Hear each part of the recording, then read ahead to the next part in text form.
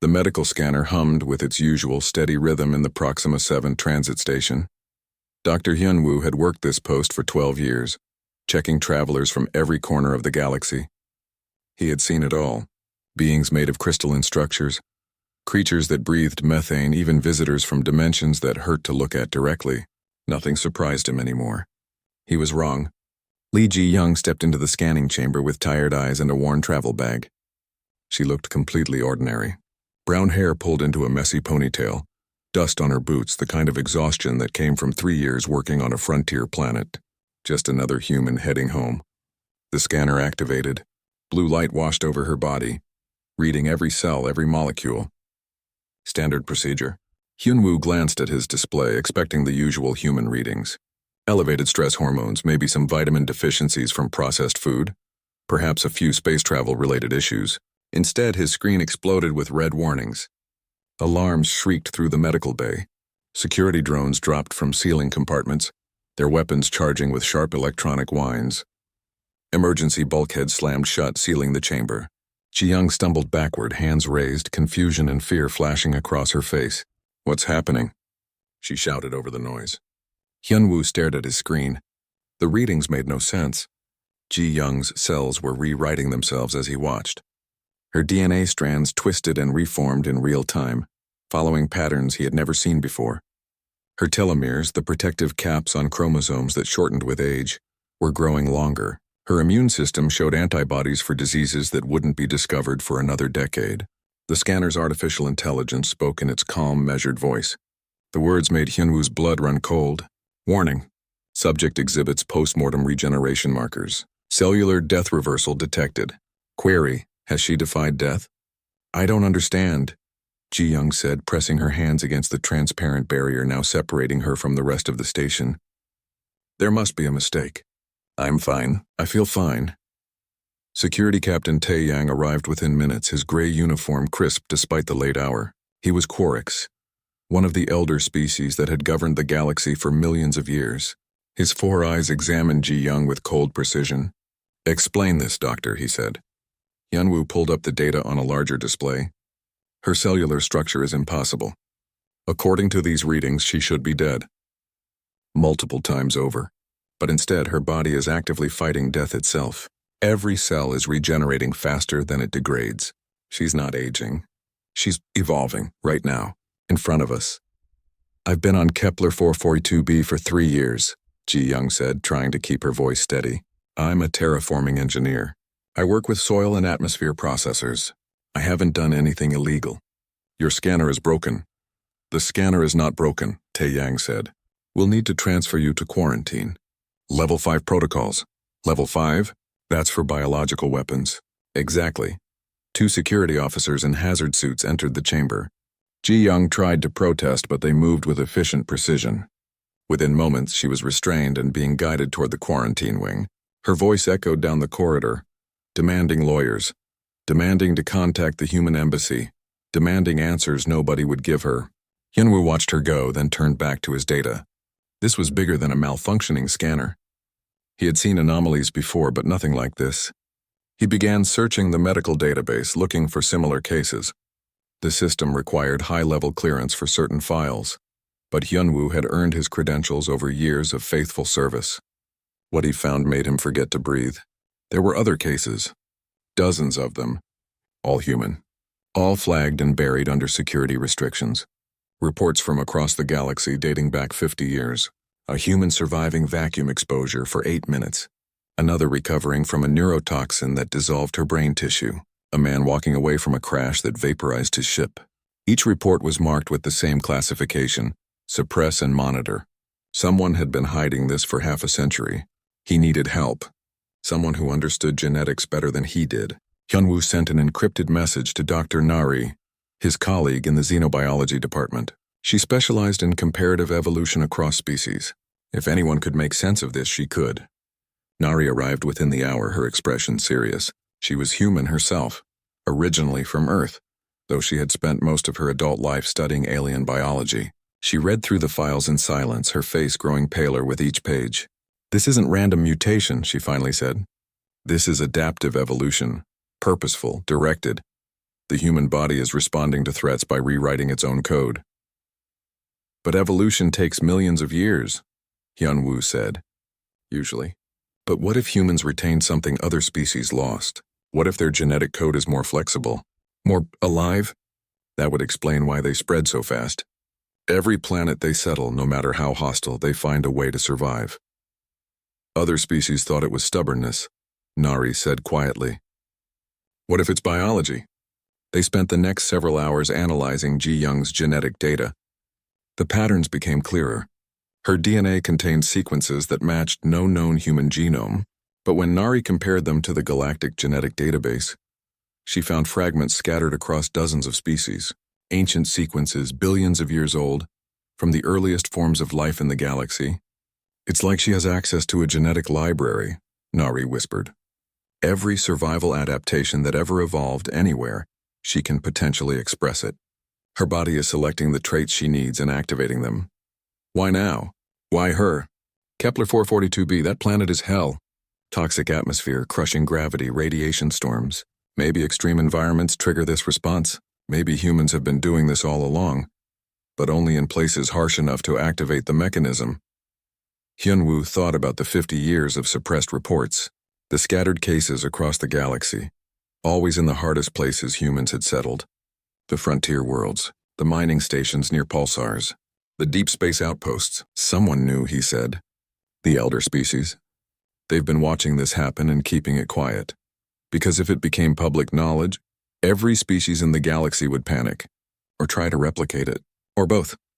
A message appeared on Hyun-woo's terminal. It was from the Galactic Security Directorate, the organization that answered directly to the Council of Elder Species. The message was brief and absolute. Subject Lee Ji-young is to remain in quarantine indefinitely. All data is classified.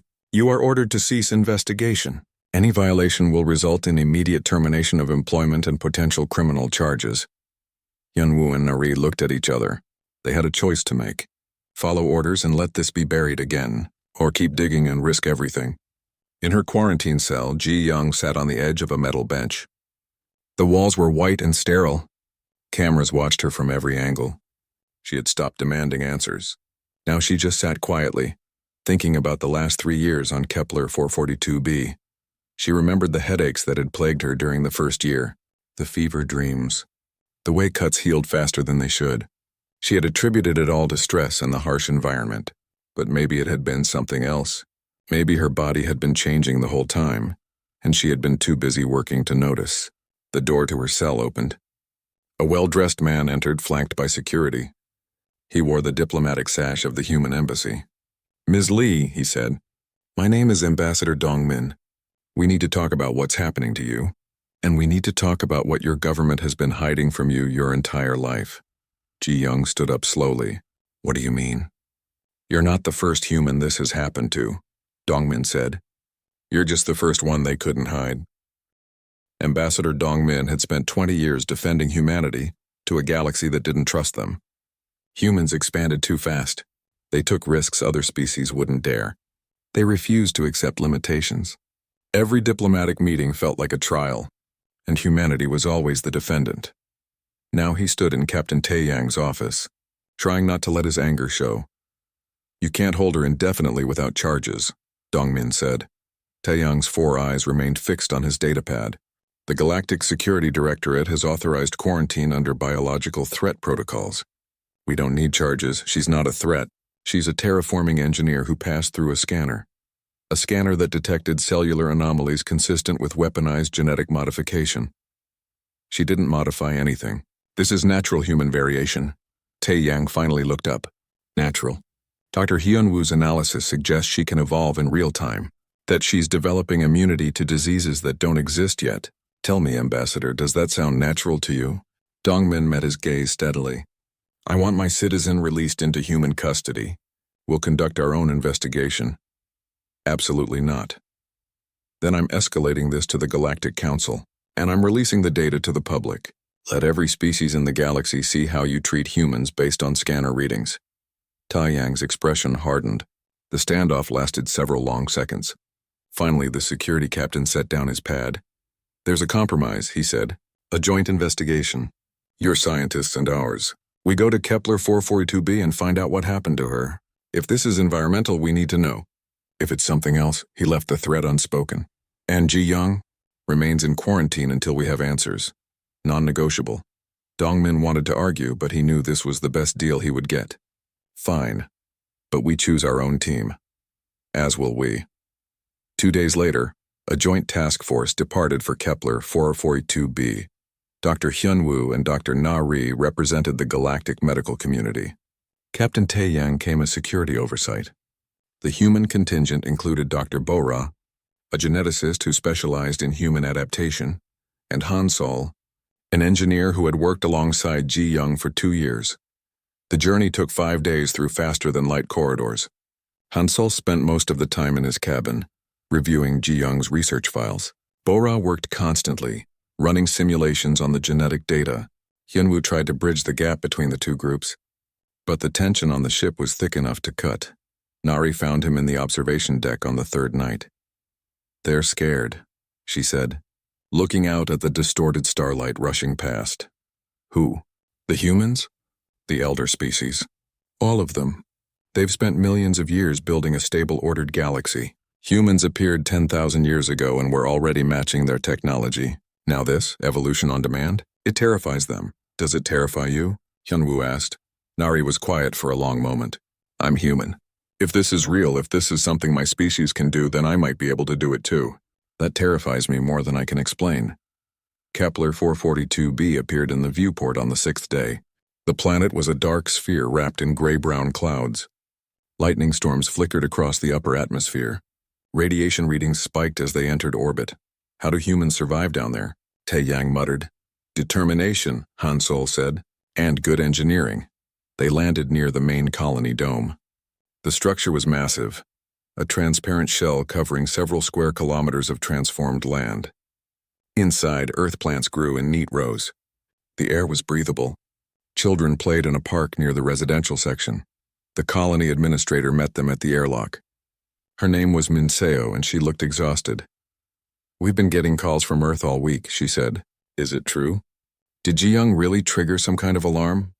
"We're here to investigate," Taeyang said neutrally. "She's a good person, hardworking. If something's wrong with her, it's this planet's fault, not hers." They accessed the colony's medical database first. Bora ran the analysis while the others watched over her shoulder.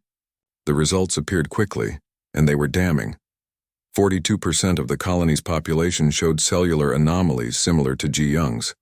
Enhanced healing factors, increased radiation resistance, accelerated adaptation to the high gravity. Most had dismissed the symptoms as normal space sickness. "They don't even know," Nari whispered. "They're evolving and they think it's just a fever." Han Sol led them to Ji Young's lab next. It was in a separate building near the edge of the dome, surrounded by equipment for analyzing soil and atmospheric samples. The lab was neat and organized, with careful notes documenting 3 years of research. Bora found Ji Young's personal files on a secured drive. She hesitated before opening them. "We're invading her privacy," she said. "We're trying to save her life," Taeyang replied. "Open them." The files told a story. Ji Young hadn't just been working on terraforming. She had been studying the planet's native microorganisms. Kepler 442b was supposedly sterile, but she had found bacterial life in the deep soil, extremophiles that survived in conditions that should have been impossible. Her notes described something she called the echo effect. The bacteria didn't just adapt to survive. They actively rewrote their genetic code in response to environmental stress. Then they shared those adaptations horizontally, passing successful mutations to other bacteria around them. The final entry was dated 3 days before Ji Young left the planet. Day 847. "I've been careless with containment protocols. I think I've been exposed to the bacterial samples. But I don't feel sick. I feel better, stronger, like my body is waking up from a long sleep. Like it's remembering something it forgot. I should report this, but what would I even say? That I feel too healthy? I'll monitor myself for another week." The team stood in silence, absorbing the implications. "She infected herself," Taeyang said. "Accidentally or deliberately?" "No," Nari said, pulling up data on her portable terminal. "Look at the bacterial genome. These aren't alien sequences. They're ancient. Really ancient, billions of years old. They matched genetic fragments found in fossils across the galaxy. Hyunwoo felt his understanding shift. Panspermia. Life spreading across the galaxy from a common source. Exactly. These microorganisms are living fossils. They contain genetic information from the earliest forms of life. Most species evolved away from this ancient code, becoming specialized. But if humans retained more genetic flexibility, then exposure to these bacteria could reactivate dormant sequences. Bora finished. Ji Young didn't get infected. She got awakened. Hansol had gone pale. If this is true, if this is what the planet does to us, then everyone in this colony is changing. We're all changing. We need to test the others, Hyunwoo said. They spent the next day conducting medical scans of the colonists. Most agreed willingly, curious about the fuss. The results were consistent. Nearly half the population showed active genetic changes. The other half showed dormant sequences that could activate at any time. Tae-yang sent an encrypted report to the Galactic Security Directorate that evening. The response came back within an hour. Hyunwoo saw the security captain's expression darken as he read it. What did they say? Hyunwoo asked. Tae-yang closed his communicator. They're activating the Pandora Protocol. What's that? Containment and potential sterilization. They're sending a fleet. All human colonies on extreme worlds are to be quarantined. If the genetic changes can't be reversed. He didn't finish the sentence. Nari grabbed Hyunwoo's arm. We need to warn them. The colonists, Earth, everyone. That would be treason, Tae-yang said quietly. And following those orders would be genocide, Bora shot back. The security captain looked at each of them in turn. His 4 eyes were troubled. For the first time since they had met, he looked uncertain. I took an oath, he said, to protect the galaxy from threats. But I've been thinking about something Ambassador Dongmin said. About choice. About the right to exist, he paused. I'm going to delay my next report. Equipment malfunction. That gives you 12 hours. To do what? Hyunwoo asked. To decide if humanity is a threat, or if my people are the ones who are afraid of the wrong thing. Ambassador Dongmin was in a meeting with the Earth delegation when the encrypted message arrived. The sender's identity was blocked, but the security clearance was highest level. His heart raced as he read it. The message was brief. They knew.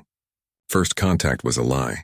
Galactic Council assessed human biology 50 years ago, classified the findings. Everything since has been containment.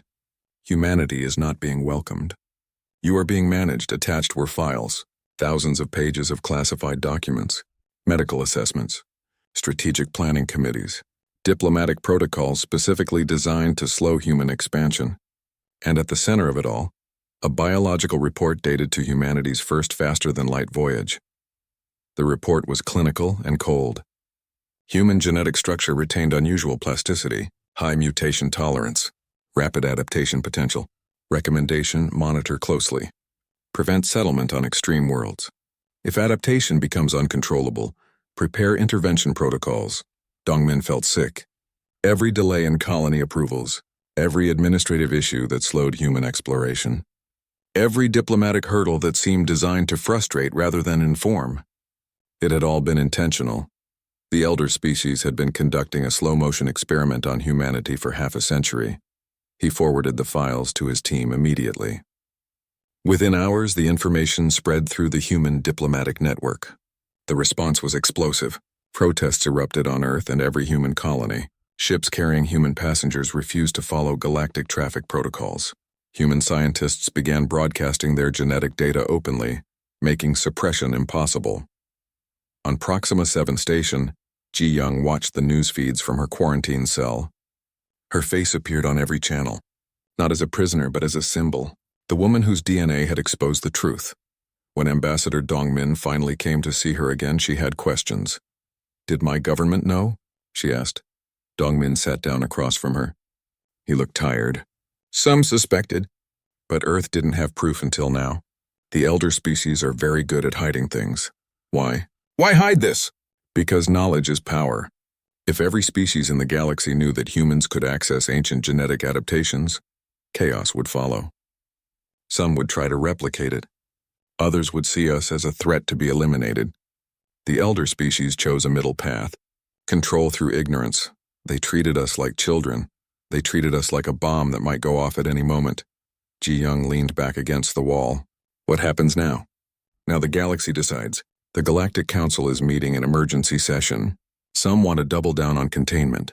Others want to open everything up. And a few, he paused, a few want to see if other species can reactivate their own ancient code. That would change everything. That's what they're afraid of. On Kepler 442b, the Joint Task Force continued their research. Bora had sequenced the ancient bacterial genome completely. The results were stunning. It's a genetic library, she explained to the team. These microorganisms collected survival adaptations across billions of years. Every successful trait that evolved anywhere in the galaxy, they incorporated it. They were supposed to be the foundation of all life. What happened to them? Hansel asked. Nari pulled up stellar maps. Galaxy-wide extinction event. About 800 million years ago, massive radiation burst from the galactic core. Most life died. The species that survived were the ones that had specialized, that had developed specific defenses. The generalist organisms like these bacteria were wiped out. Except they weren't, Yanwu said. They survived on isolated worlds. Like Kepler 442b. And Earth, Bora added quietly. Earth was isolated for billions of years. While other species evolved into specialized forms, humans retained genetic connections to the ancient code. We didn't realize it because we never left our planet long enough to trigger it. Until 50 years ago, Nari said, when we started exploring extreme environments. The code woke up. Taeyang had been listening in silence. Now he spoke. The elder species knew this? They had to, Bora said. Their own genetic records would show the same ancient sequences just locked away. When they tested humans and saw active access to that code, they understood what it meant. It meant humans could do what they spent millions of years forgetting how to do, Hyunwoo said. Adapt quickly. Survive anywhere. Become whatever the situation required. And that made us dangerous, Hansol said bitterly. Or necessary, Nari countered. What if the galaxy needs this? What if the elder species have been stagnant for so long because they locked away their ability to change? An alert sounded on Taeyang's communicator. His expression went cold as he read the message. The Galactic Council has issued an ultimatum, he said. All human colonies must submit to genetic regulation within 30 days. Population controls. Mandatory genetic screening. Abandonment of all settlements on extreme worlds. Any colony that refuses will be cut off from galactic trade and travel. That's economic death, Hansol said. Or full compliance, Taeyang replied. Those are the only options they're offering. Bora stood up abruptly. We need to contact Ambassador Dongmin now. The communication was routed through multiple secure channels. When Dongmin's face appeared on the screen, he looked like he hadn't slept in days. We're running out of time, he said without preamble. The Council wants an answer within 72 hours. Earth's government is divided. Some want to fight. Others want to accept the terms and work for change from within. There's a third option, Nari said. She pulled up her research on the shared screen. These genetic sequences aren't just in humans. Every species has them. They're locked, but they exist. If we could prove that humans aren't unique, that every species in the galaxy has the same potential, they'd be forced to accept that evolution itself isn't a crime, Dongmin finished. But we'd need proof. Undeniable proof. Hyunwoo looked at Taeyang. Captain, if we were to scan you with the same level of detail we scanned Ji Young, what would we find? The security officer was quiet for a long moment. I've been taking genetic suppressants since we arrived on Kepler 442b. Standard procedure for non-humans in potentially adaptive environments. The suppressants lock down my genetic code, prevent unwanted changes. What if you stop taking them? That would be a violation of protocol. That would be science, Bora said. We need to know if other species can access the ancient code. You could prove it. Taeyang's 4 eyes fixed on each of them in turn. If I do this, if I stop the suppressants and something changes, my career is over. I could be charged with biological self-modification. The Council could use me as an example of human influence corrupting other species. Or you could be proof that the Council has been lying to everyone, Dongmin said from the screen. Not just humans. Every species in the galaxy. The decision hung in the air. Finally, Taeyang reached into his medical kit and removed a small injector. He stared at it for a moment, then deliberately set it aside. No more suppressants, he said. Let's see what happens. They monitored him constantly over the next 48 hours. At first, nothing changed. Then slowly, his cellular structure began to shift. His DNA, so carefully stabilized by millions of years of Orcs evolution, started to remember older patterns. Taeyang developed resistance to the planet's radiation. His metabolism adjusted to process the trace toxins in the air. His muscle density increased to handle the higher gravity. The changes were subtle but unmistakable. "It's working," Nari whispered, watching the data flow across her screen. "He's adapting, just like humans do." Taeyang looked at his own hands as if seeing them for the first time. "I feel different, stronger, more aware. Is this what humans experience?" "This is what all life was supposed to experience," Hyunwoo said. "Before the galaxy chose stability over growth, they documented everything. Every cellular change, every genetic activation. The proof was irrefutable. The Orcs, one of the eldest species in the galaxy, could adapt just as humans did. The ability was there, locked away but not lost." Taeyang contacted the Galactic Security Directorate directly. He transmitted his medical data along with a formal statement. "I am proof that humanity is not aberrant," he said into the camera. "They are not dangerous mutants or biological weapons. They are what we all used to be before we forgot. This isn't a human problem. This is a galactic truth that we've been hiding from ourselves." The response from his superiors was immediate and brutal. Taeyang was relieved of duty, charged with violating biological safety protocols, ordered to return for genetic reversal and psychiatric evaluation. He closed the communication and looked at the team. "I knew the cost," he said calmly. "Now we use what we've learned." Ambassador Dongmin prepared for the most important speech of his career. In 3 hours, he would stand before the Galactic Council and argue not just for humanity's freedom, but for every species' right to their own genetic heritage. The fate of the galaxy would be decided by what happened next. The Galactic Council chamber was a massive sphere that floated in orbit around the capital world. Inside, representatives from 300 species gathered to witness what many called the trial of humanity. Ambassador Dongmin stood at the center of the floor, surrounded by ascending tiers of seats. Above him, holographic displays showed his face magnified 100 times. Every word he spoke would be broadcast to trillions of beings across the galaxy. The Council's 3 senior members sat in elevated positions. Ancient beings whose species had guided the galaxy for millions of years. They did not look pleased. "Ambassador Dongmin," the Velthani counselor began, her voice resonating through translators, "we have reviewed the data from Kepler 442b. We have seen the evidence of Captain Taeyang's transformation. Your argument is clear. You claim that all species retain the capacity for rapid evolution, that humanity simply retained access to abilities the rest of us locked away. That is correct. And you believe this justifies humanity's uncontrolled genetic changes?" "I believe it proves that evolution is not a crime," Dongmin said. "You can't punish humans for being what nature intended all life to be." The Quark's counselor leaned forward. "Nature did not intend chaos. Our species learned to control our evolution, to direct it purposefully over millions of years. This created stability, order, civilization. What you call natural, we call dangerous. What you call dangerous, I call alive," Dongmin replied. "When did the galaxy decide that safety mattered more than growth? When did survival become less important than comfort?" "Careful, Ambassador," the Nomari counselor warned.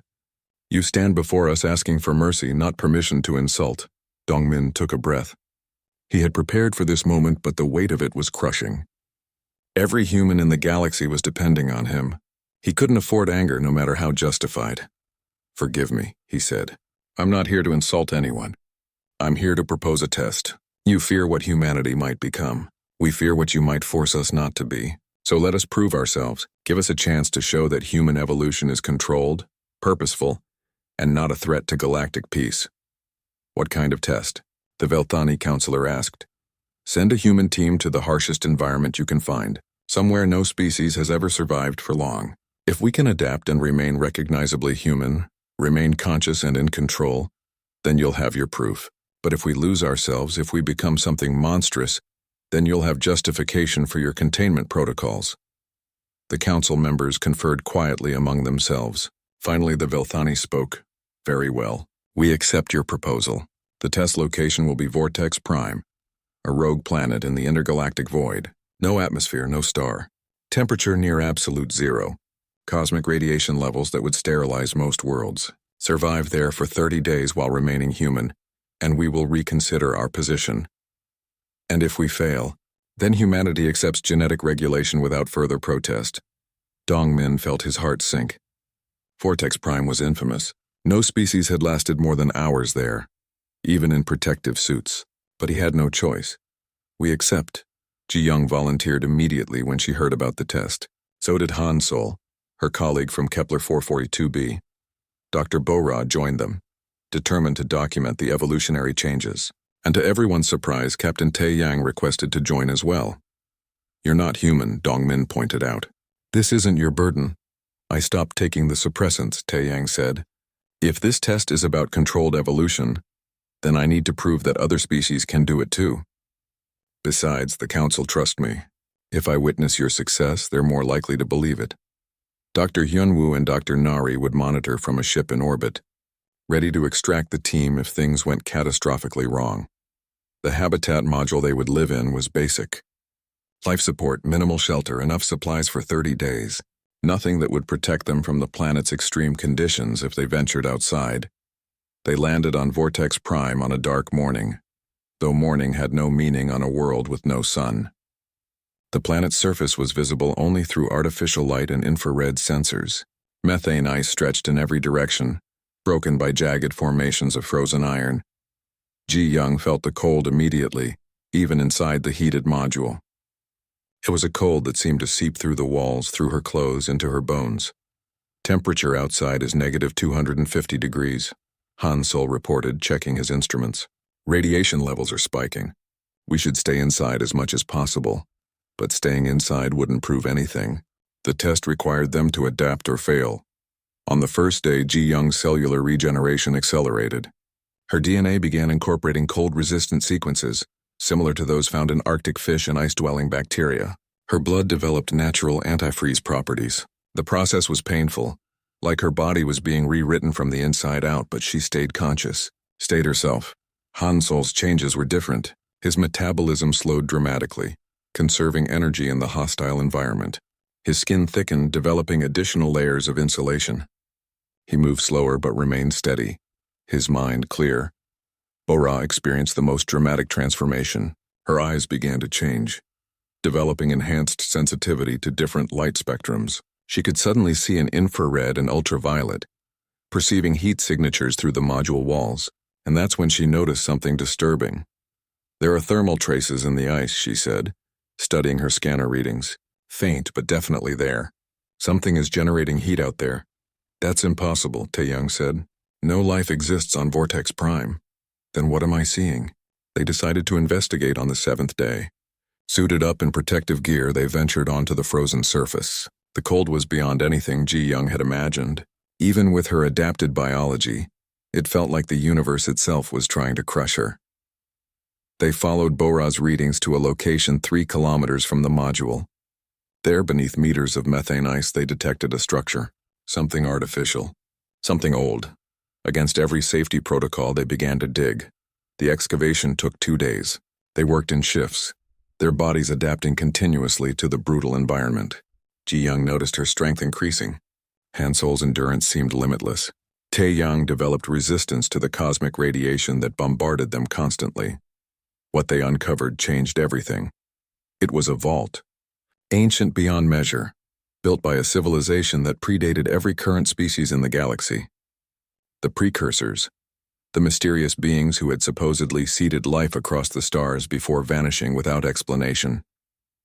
Inside the vault, they found genetic samples preserved in perfect stasis. Thousands of species, most extinct, but others were recognizable. Ancestral forms of the Velthani, the Orcs, the Nomari. Alongside them were samples labeled in an untranslatable script. Nari's voice crackled over their communicators from orbit. She had been analyzing the transmitted data. Those labels, she said, her voice shaking. The translation AI finally decoded them. They say baseline forms.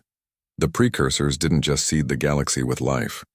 They engineered the elder species, made them stable and specialized to maintain order after the precursors left. But Earth? Ji Young asked.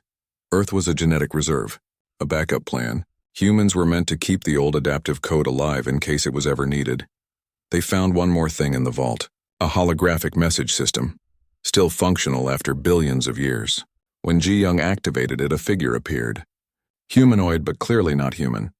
The precursor spoke in a language dead for eons, but the AI translated simultaneously. If you are hearing this, the experiment has failed. The ordered species have grown stagnant, unable to face new challenges. Activate the reserve protocols. Release the chaos. Let evolution resume. The team stood in silence, absorbing the magnitude of what they had discovered. The Council isn't going to like this, Hansel finally said. The Council has been living a lie for millions of years, Tae-yang said quietly. They think they evolved naturally to superiority, but they were designed. Humanity wasn't supposed to exist in the current era. You were supposed to stay hidden until the galaxy needed you. That's not our choice to make, Ji Young said. We can't just activate those protocols and force evolution on every species. But we can't destroy this either, Bo-Ra argued. This is the truth. About where we all came from. About why the galaxy is the way it is. They argued for hours. Finally, Ji Young made the decision. We bring back the evidence.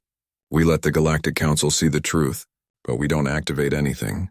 We give every species the choice to access their own potential or remain as they are. On day 12, disaster struck. A massive radiation storm from a distant galaxy swept across the system. The habitat's shields failed. The team was exposed to lethal levels of high-energy particles. This was the moment of truth. Would they mutate into monsters? Would they lose their humanity? Instead, something beautiful happened. Ji Young's body didn't just adapt blindly. She could feel it making choices, selecting specific traits. Her cells began producing specialized proteins that absorbed radiation, shielding not just herself, but creating a protective field around the others. Hansel's cellular structure reorganized to repair the habitat systems. His blood became a biological conductor, allowing him to interface directly with the module's electronics and reroute power.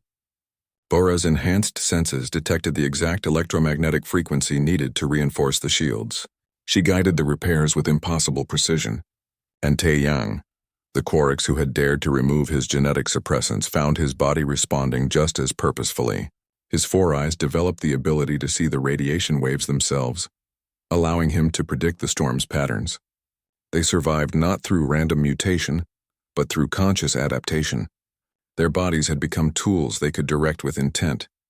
From orbit, Hyunwoo watched the data with tears in his eyes. They're doing it, he whispered. They're proving it. Evolution with purpose, with choice.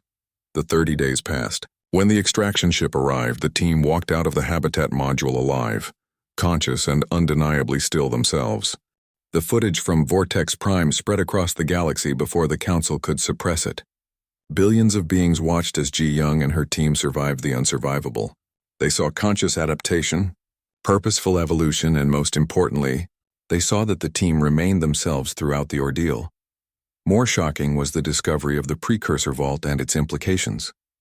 The elder species hadn't naturally evolved to their superior positions.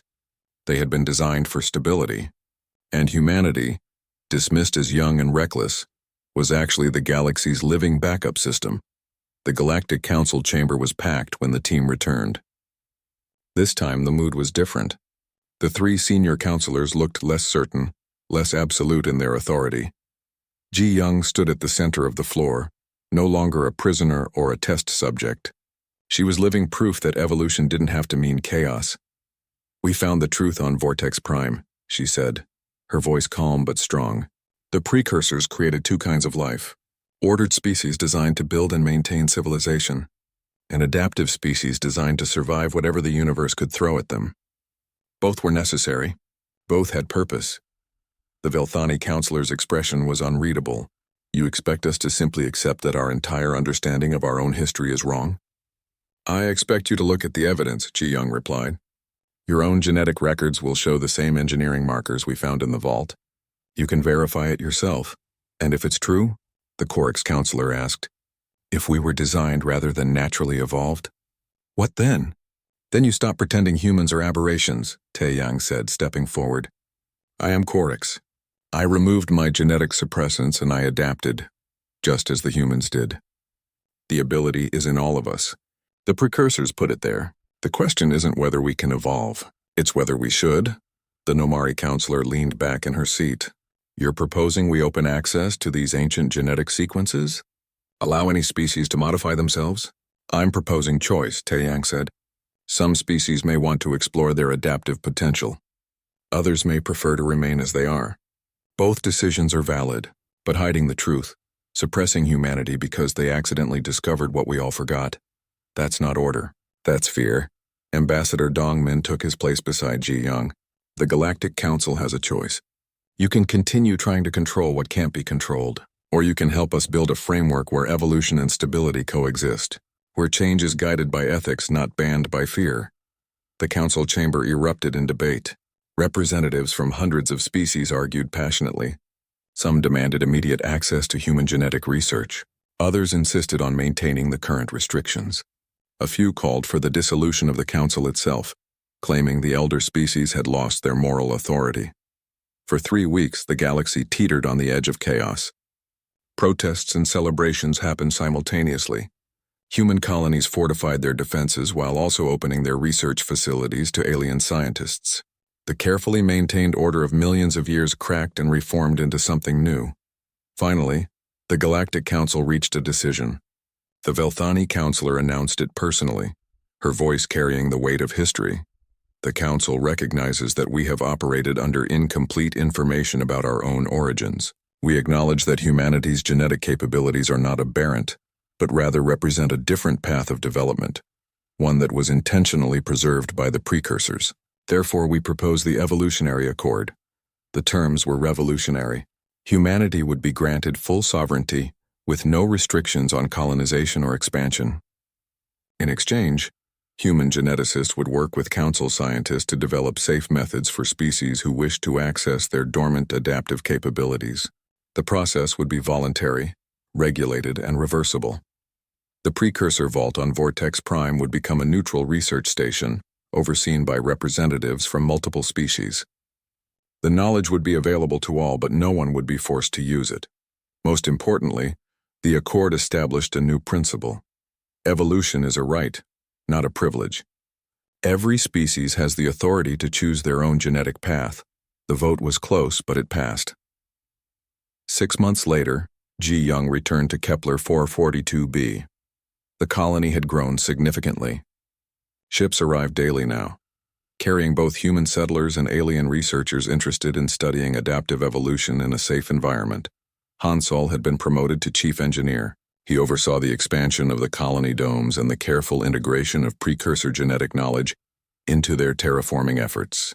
The work went faster now that they understood what their bodies were capable of. Dr. Bora headed the new Institute of Evolutionary Ethics on Earth. Scientists from across the galaxy came to study under her guidance. The Institute's mission was simple: ensure that genetic modification remained a choice, not a requirement. They developed protocols, safety standards, and education programs to help species understand their own potential. Taeyang never returned to his position with the Galactic Security Directorate. Instead, he joined the new Evolutionary Ethics Commission, an independent organization that monitored genetic research and responded to concerns about uncontrolled adaptation. His presence as a non-human who chose to evolve gave the commission credibility across species lines. Dr. Hyunwoo and Dr. Nari continued their work on Proxima 7 Station, but their roles had changed. They no longer hunted for genetic anomalies. Instead, they helped travelers understand the changes happening in their bodies and guided them toward resources if they wanted to explore their adaptive potential. Ambassador Dongmin remained in diplomatic service, but he found his job had become easier. Humanity was no longer seen as a threat to be managed. Instead, they were recognized as pioneers who had reminded the galaxy of possibilities long forgotten. On a quiet morning, Ji Young passed through the same bioscanner that had started everything. She placed her hand on the reader and waited for the familiar hum of analysis. The alarms didn't sound this time. Instead, the AI's voice spoke with something that almost sounded like wonder. Analysis complete. Subject Li Ji Young. Genetic status continuously evolving. Adaptation markers active and controlled. Cellular regeneration, enhanced and stable. Prognosis, incalculable. Then came the question that had started it all but phrased differently now. Query answered. She has not defied death. She has transcended the question. Welcome home, Ms. Lee. Ji Young smiled and walked through the scanner. Around her, the station processed hundreds of travelers. Humans and aliens, some in their original genetic forms, some choosing to adapt, all exercising their newly recognized right to become whatever they needed to be. She stopped at an observation window and looked out at the stars. Somewhere out there, on a frozen world in the intergalactic void, a precursor vault held the genetic memory of 1 billion years of life. It wasn't just a library anymore. It was a promise that life would continue, that evolution would never stop. That intelligence meant having the wisdom to choose growth over stagnation, even when growth was frightening. Her communicator chimed. A message from Hansol. The colony had detected another deposit of the ancient bacteria. They wanted her input on whether to study it or leave it undisturbed. She typed her response. Study it. Understand it. But never force it. Let people choose. That had become her guiding principle. Choice. The galaxy had spent millions of years trying to eliminate choice in favor of stability. Humanity had reminded them that choice was what made life worth living. She turned from the window and headed toward the departure gates. There was work to do, new colonies to advise, new species to help understand their potential, new challenges to face. Her DNA would continue to adapt. Her cells would continue to evolve. But she would remain Ji Young, a human, a person, someone who had accidentally triggered alarms that changed the galaxy and then chosen to use that power responsibly. As she boarded the transport ship, she thought about that first day in the scanner. The fear and confusion, the sense that her life had been taken from her. How wrong she had been. Her life hadn't been taken. It had been awakened, and now because of her the entire galaxy was waking up. The ship departed from Proxima 7 station, accelerating into the faster-than-light corridor. Through the viewport, stars stretched into lines of light. Each star represented systems where life existed in countless forms. Some stable and ordered, others chaotic and adaptive, all of them now free to choose their own path. 50 years after humanity's first contact with the galaxy, the species that had been feared and contained and studied had done something unexpected. They hadn't conquered through force. They hadn't dominated through technology. They had simply survived so well, so completely, that the galaxy had no choice but to question its own limitations. The elder species had built a civilization on the foundation of controlled evolution. They had created order from chaos and maintained it for millions of years. It was an impressive achievement. But they had forgotten that life's greatest strength wasn't order. It was the ability to change, to adapt, to face the impossible and find a way through it. Humanity had remembered, and in remembering they had given the galaxy a gift it didn't know it needed. The gift of choice, the gift of possibility, the gift of evolution itself. Ji Young closed her eyes and felt her cells continuing their endless dance of adaptation. Tomorrow she would be slightly different than today. In a year, more different still. But she would always be herself, choosing what to become with every breath. That was the real answer to the scanner's question. Had she defied death? No. She had done something far more profound. She had embraced life in all its chaotic, beautiful, ever-changing glory, and she had shown the galaxy how to do the same. The transport ship carried her toward new adventures, new challenges, new opportunities to grow. Behind her, the galaxy slowly transformed, species by species, person by person, choice by choice. The age of enforced stability was ending. The age of conscious evolution was beginning.